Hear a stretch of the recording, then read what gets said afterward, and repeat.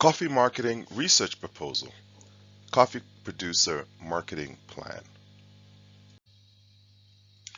Hello, my name is Benjamin Mulli, and in this presentation, I will be looking at the commodity prices of coffee from the producer point of view with the aim of looking for a solution into methodologies that can improve producer prices and the livelihoods of the farmers that grow this crop.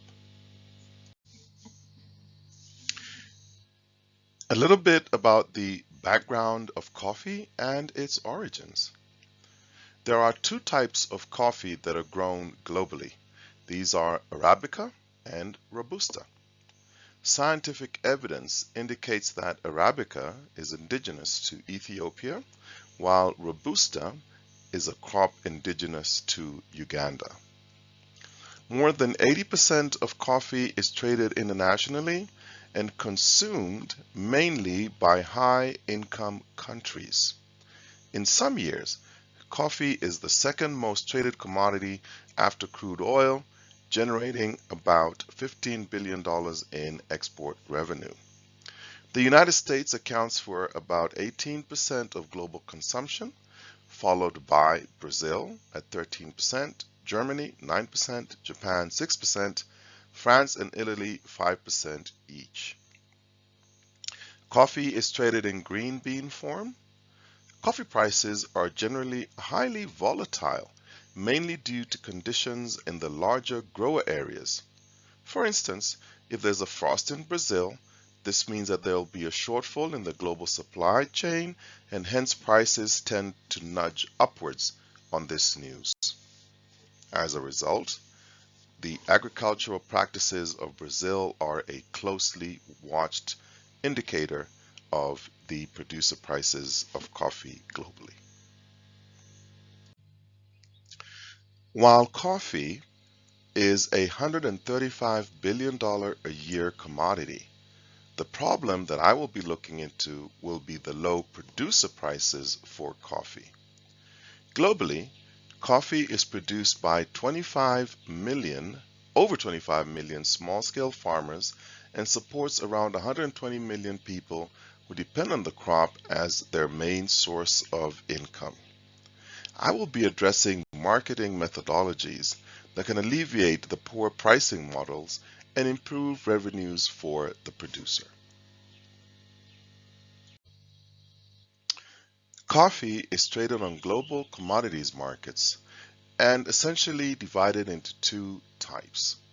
They are categorized as commercial coffee and specialty coffee.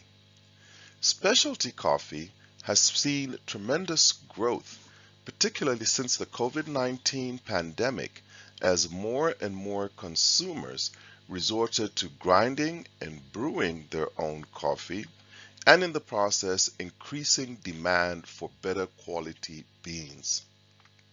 Consumer behavior here has been influenced by the constraints brought about by the pandemic, forcing consumers to adjust their routine and adapt to the new reality.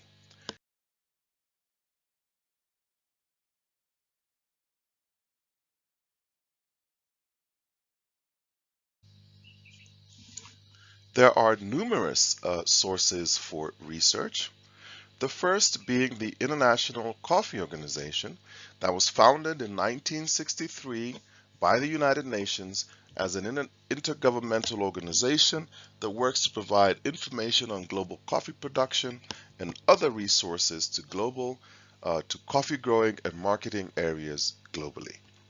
Their monthly reports are invaluable with accurate information on trade in the commodity. This research would not be complete without looking at the market leader in the trade, which is Starbucks. With coffee generating $135 billion in yearly revenue, Starbucks generates $35 billion worth of that trade. Therefore, looking at their practices will provide valuable information on the marketing strategies that can be used to benefit producer prices. This will be a quantitative research study utilizing data from the various sources.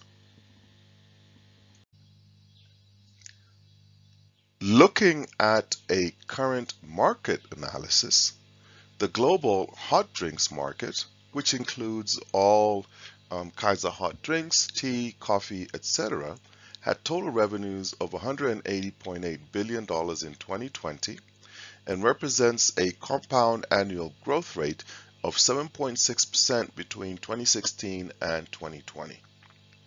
Hot coffee sales accounted for the highest value in the global hot drinks market in 2020, with total sales of $95.3 billion, that is equivalent of 52.7% of the market's overall value.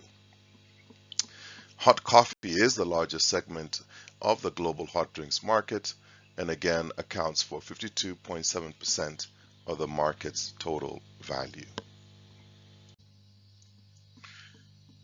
This bar chart goes to show the revenue growth for the Starbucks Corporation. And we can see that there has been a phenomenal jump in growth from 2020 at about 20-some billion dollars to close, with a 32% increase to around $35 billion in 2023. A short look at the proposed time and costing. I expect that this market research will take approximately 2 months to complete. It will entail travel to a minimum of 2 coffee consumer markets in order to assess consumer reactions to specialty coffee prices and to gauge whether superior taste and quality of specialty coffee will be a factor in the pricing of the end product and how this will affect sales. Investment of time will be major and funding for research associates at the current market rates. And our standard market research fee will apply. In conclusion, the global coffee market, while volatile, has room for growth and for the value addition to the final crop.